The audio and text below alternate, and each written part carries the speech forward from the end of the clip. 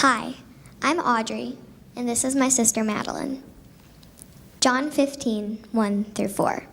The vine and the branches. I am the true vine, and my Father is the gardener. He cuts off every branch in me that bears no fruit, while every branch that does bear fruit he prunes, so that it will be even more fruitful. You are already clean because of the word I have spoken to you. Remain in me, as I also remain in you. No branch can bear fruit by itself. It must remain in the vine. Neither can you bear fruit unless you remain in me.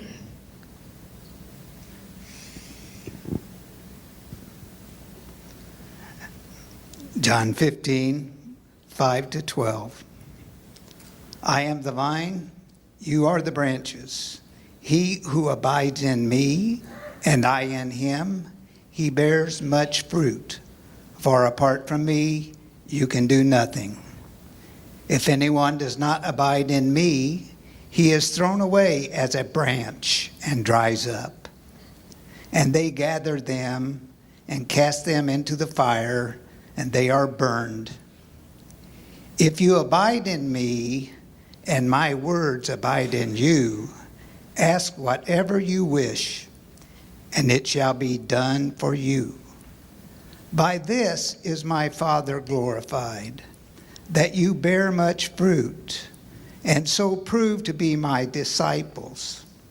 Just as the Father has loved me, I have also loved you. Abide in my love. If you keep my commandments, you will abide in my love, just as I have kept my Father's commandments and abide in his love. These things I have spoken to you, that my joy may be in you, and that your joy may be made full. This is my commandment, that you love one another, just as I have loved you. This is the word of the Lord. Thanks be to God.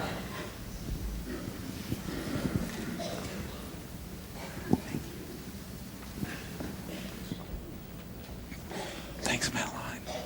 Thank you, Audrey.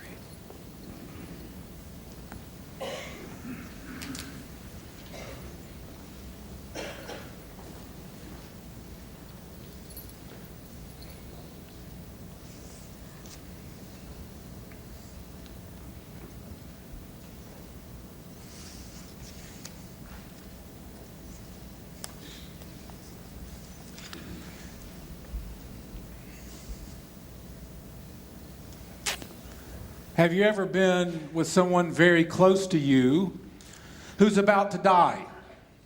Someone who loves you and wants to leave you with one final word. Come closer, they say. I want to tell you something. I've waited until now, but I can't wait any longer. You lean close, straining to hear. You know that you'll remember every word that they say. In John 15, we have Jesus giving the heart of his final message to his disciples on the night that he was to be betrayed. It's Passover. It's probably a full moon, and Jesus and his disciples might be walking through the valley of Kidron, where there's lots of vineyards in present-day Palestine, on their way to what we know as the upper room.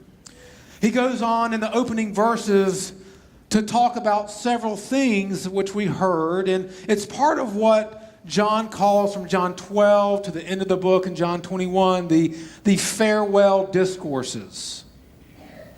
And we're going to look at three specific things he teaches his disciples and us this morning. The first thing he teaches us in verse 1 is, don't count on past privilege. He starts by saying, I am the true vine. And he's saying a lot there. Israel's national symbol was a vine. They put it on their coins, on the gate to the temple. There was these gold embossed vines on the gates as decoration. It was really a logo of their national identity.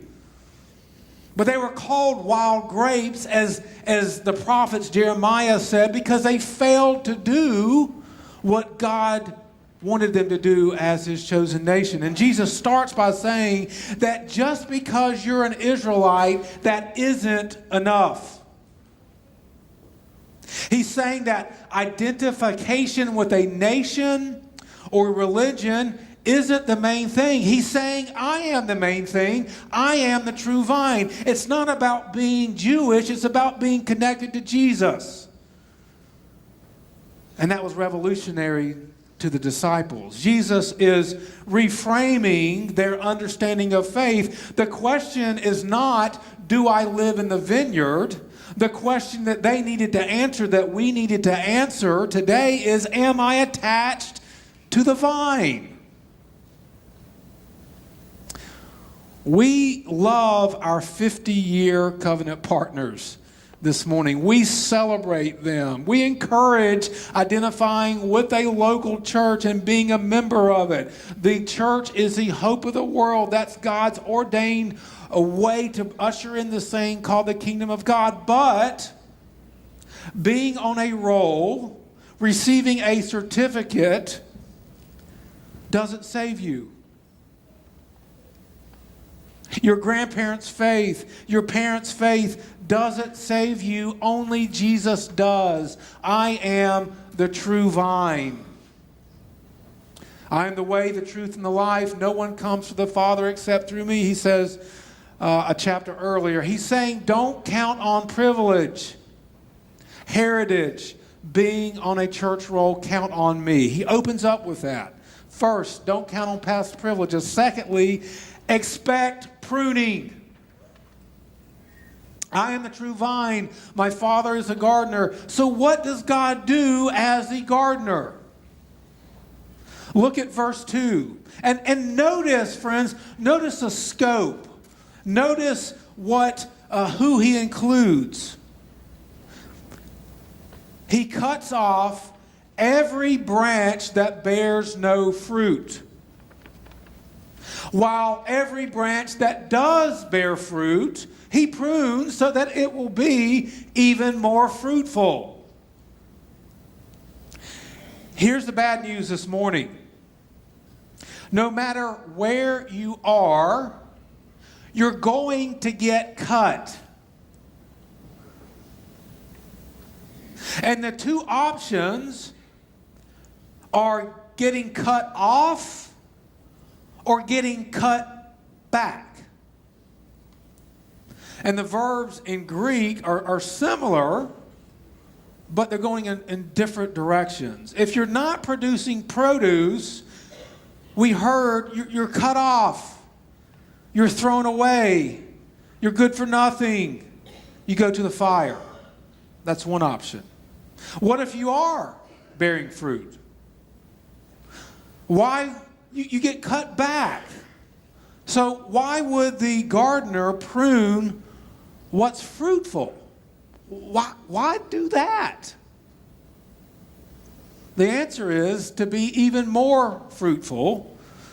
So does that mean that we're going to have awesome careers and never get sick and everybody's going to love us? No, Paul tells us what bearing fruit looks like in Galatians 5. You may know it, but the fruit, singular, the fruit of the Spirit is what? What do we start off with? Love, joy, peace, patience, kindness, goodness, gentleness, faithfulness, self-control. And he's saying against these things, there's no law. In other words, you don't want to say, no, I don't want to be more kind. It's a fruit of the Spirit in your life. And when I mentioned that fruit, no one in this theater stood up and said, nailing it. That's not where we find ourselves this morning. The Lord prunes so that we may grow in these areas. The Lord prunes, we grow. The Lord prunes, we grow. The Lord prunes, we grow. Bryan Adams in 1983 had a song that said, cuts like a knife. And then he followed that up with, but it feels so right. Now, maybe for Brian Adams, but getting cut doesn't feel right, at least to me. I don't know about you, but who wants to get cut?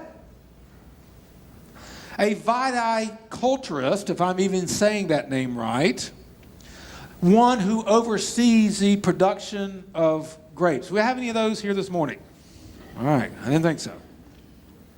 Have several techniques. One, they have what's called pinching, and that's when they take the grape and they pluck off the head part of it so it stunts growth of the grape, so it won't grow too fast. Another technique is called topping, where they cut a full foot of a grape's shoot to slow it down.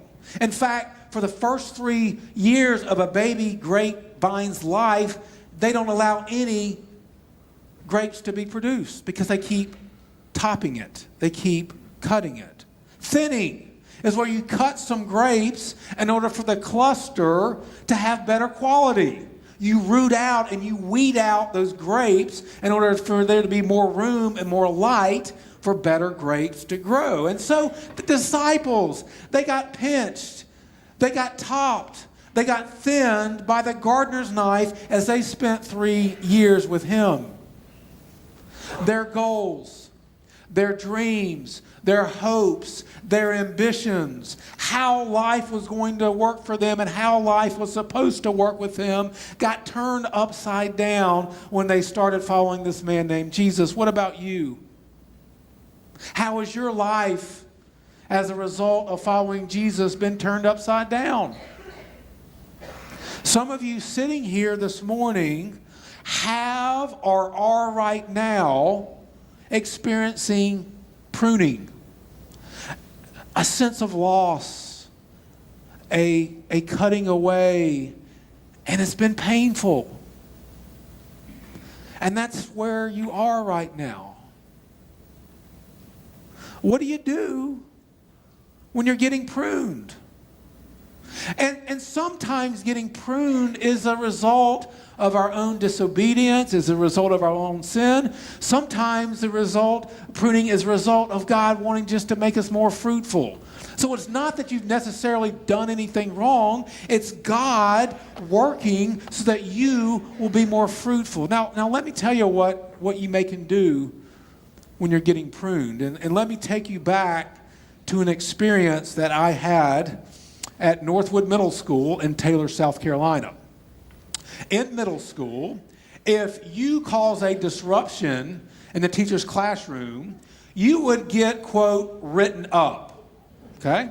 And getting written up was a pink 8.5 by 11 going this way, landscape orientation, and on that pink slip, and it had 3 levels in triplicate, a pink copy, a yellow copy, and a white copy. And the teacher would write your offense on the referral and write out what you did wrong. And then they would give that referral to you, and you would walk up to the office and give this referral to administration.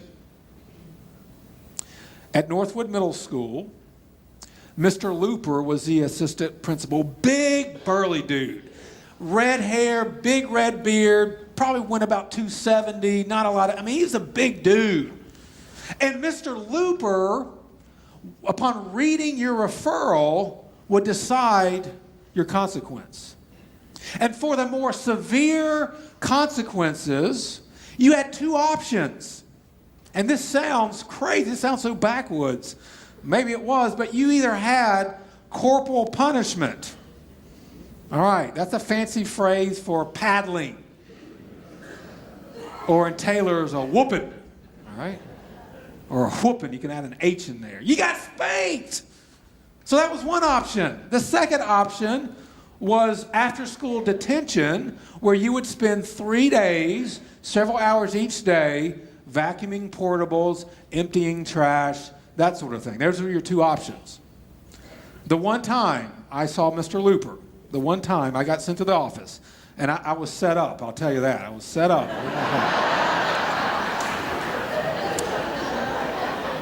The severity of my offense warranted corporal punishment, or wanted work detail, all right? I ain't letting Mr. Looper go to town on my behind, all right? Call me, I did work detail, okay, for 3 afternoons. But my friend Kevin, who was more experienced in seeing Mr. Looper, if you will, he chose the paddle. He chose to get pruned that way. Now, stay with me here. Here's what Kevin told me, and this is our perspective. When he would turn around, and again, this sounds, maybe you remember that. Covenant partners, do you remember that? Getting whooped, all right? Teachers could do that. But when he would turn around and put his hands on his knees, and Mr. Looper would be giving him what they call licks from Looper, the natural inclination would be to start scooting away, okay? Not for Kevin. He had this thing figured out. He figured out that if he would scoot towards Looper, the force of the paddle, maybe it just was a velocity thing, but it didn't have the same effect as if he just stood there.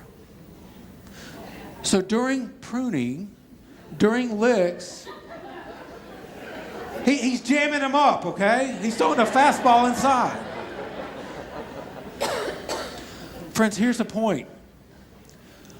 When we're being pruned, the best course of action is a scoot toward the gardener. That's where we need to be when we're in the season of pruning. I'm not equating God to an intimidating assistant principal with suspect disciplinarian processes. But what I am saying is it works better when we get closer to the pruner. And here's the truth that's hard for us to get our heads around at first. Think about it. The gardener is never closer to the vine than when he has a pruning shears in his hands. Pruning shears, they're not like this. They're even smaller than this. God doesn't prune us with loppers doing this. If you did that to a grapevine, you'd mangle the whole thing. He doesn't stand away doing that. Pruning shears are small. And when we're getting pruned, God is actually the closest to us. And that, my friends, is a good thing. That's a good thing. That's what Jesus is communicating in the first part of John 15. When he's right up in our grill with those short shears for our long-term health and good, so that as we remain in him, we can produce more fruit and he gets the glory. We all get pruned. We will get pruned, but this verb that John uses, getting pruned, means getting cleansed. It has that idea, not for punishment, not for retribution, but for cleansing. God prunes, God cleans those things in our lives which hinder our future growth. Where have you been pruned? I was asking our resident horticulturalist, Joan Kilby, about this a few weeks ago. And she grew up in a home where she actually grew Concord grapes. And here's what she said to me. She said, Concord grapes require severe pruning every year to get nice bunches of large fruit. But fruit will only grow on the previous year's wood. Therefore, one does need to know what one is doing when pruning them. Parentheses. God, as the gardener, knows everything about pruning and desires our good and does know what he's doing when he prunes us. It's not for nothing. She says, it's not to say that a wild grapevine won't produce fruit at all, but the quality will suffer with smaller, sparser grapes, and disease is likely to enter into the plant. Getting pruned is not random.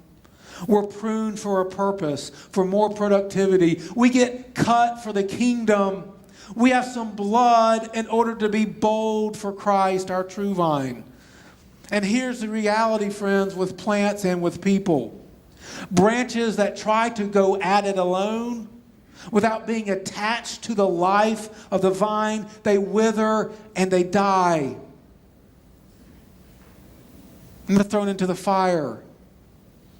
There's no such thing as a solitary Christian. We're called to bear fruit in community, and that community, first and foremost, is called the church. And some of you need a pathway this morning to bear fruit. Here's an option. Be a part of what God is doing at River Tree Community Church. Or get connected to what God is doing at Bonham Church. Don't be a Chase Daniel. Do any of you remember Chase Daniel? He played for the University of Missouri, great quarterback some years ago, a Heisman in the Heisman race. Chase Daniel is the highest paid backup quarterback in the NFL. He just signed a $10 million contract for 2 years with the Chicago Bears to hold a clipboard and not get creamed by linebackers. Pretty good gig, right? But don't be Chase. Don't be a Chase Daniel. Be in the game.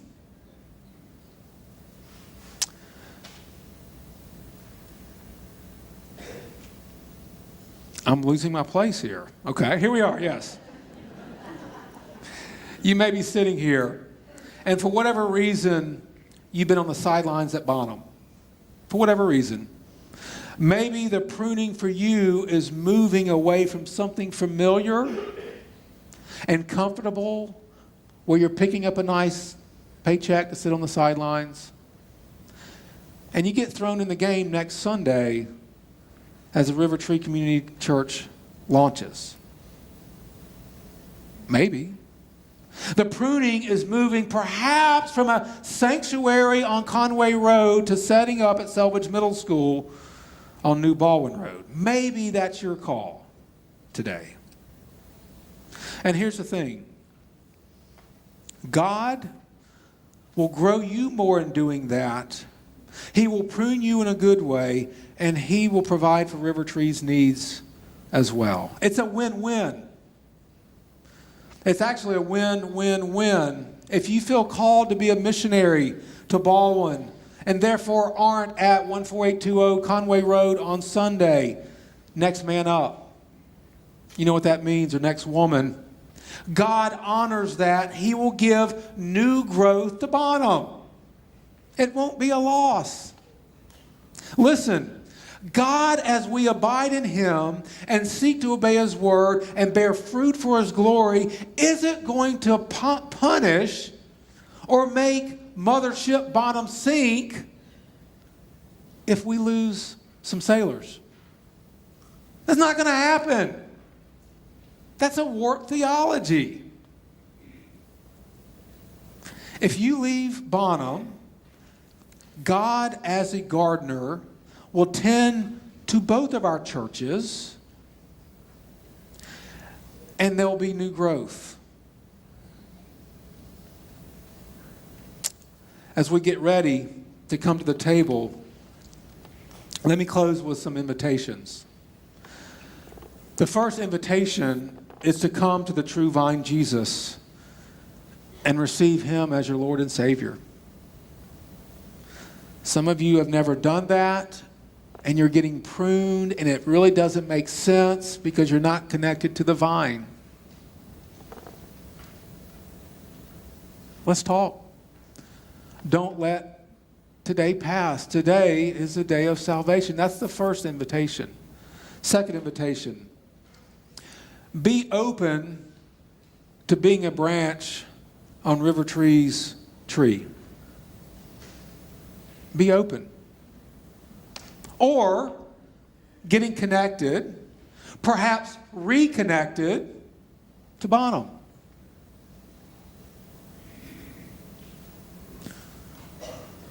If we lose in the short term, and I say that in quotes, we'll grow back.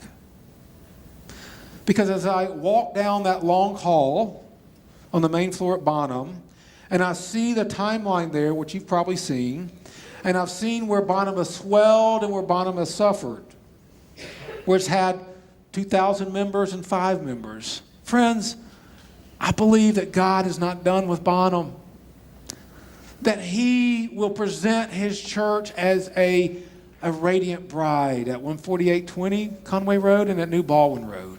We don't have to fear that. God is faithful. As I look around this theater, look around at you. The reason I have confidence is not because we're so great or beautiful, because I think we're willing. I don't think you'd showed up today if you weren't willing to get in the game. I wasn't called here last November to move my crew 800 miles away from home simply to avoid seeing a retired Mr. Looper in Target. It's what? I want to be a part of something bigger than a pastor or another person. I want to be a part of something that God is doing, and I believe He's doing something here. What about you?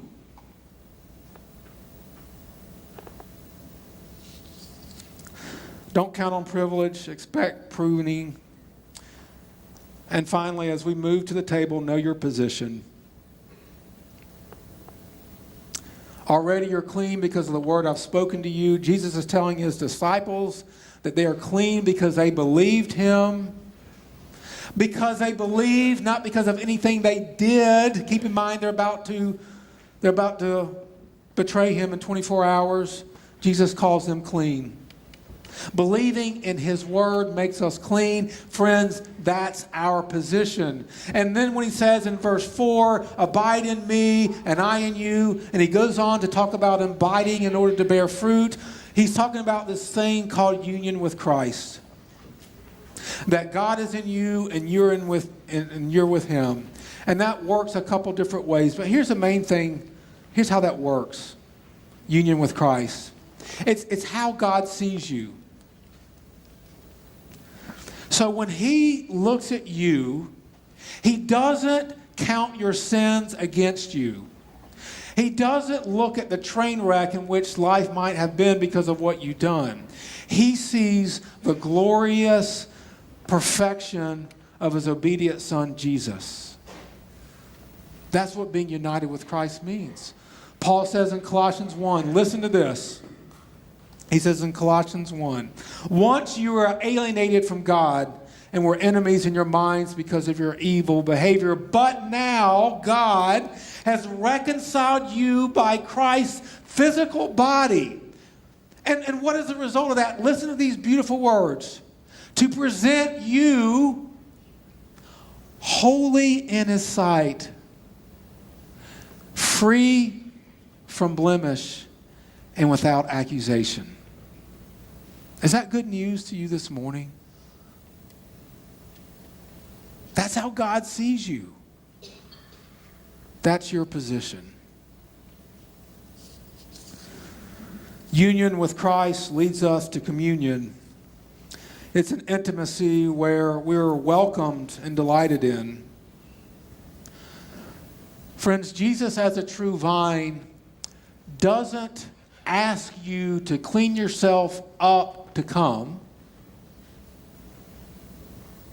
He asks you to come so that He can clean you up. And this morning, as we're going to be invited to the table, this table is from the home of Joyce Clemens. In late July, John, her husband, passed away, Tom's father. And as I was talking with Tom, he had this very arresting phrase. You see, John was a woodworker, very skilled, obviously. And as John and Joyce had children, sons and daughters. As they got older, Tom said John in his shop wanted to make a table so that all 6 of the Clemens children and their spouses could have a place. So Joyce sits here, John sits here, and the sons and the daughters with their spouses.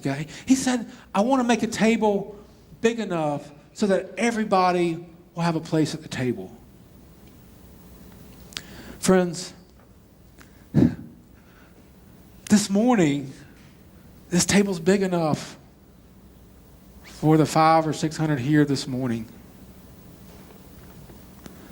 Christ invites you, by His grace, to come, to experience His love for you, to know that your position in Him is secure because of what Jesus did. In John 15, later, Jesus that night shares a meal with His disciples, and He says, I no longer call you slaves, I call you friends. Friends, Jesus calls us that here today. The invitation is for you. This table comes from the Clemens, but it's a table of the Lord. It's a table of grace. All those who call upon Him are welcome to receive.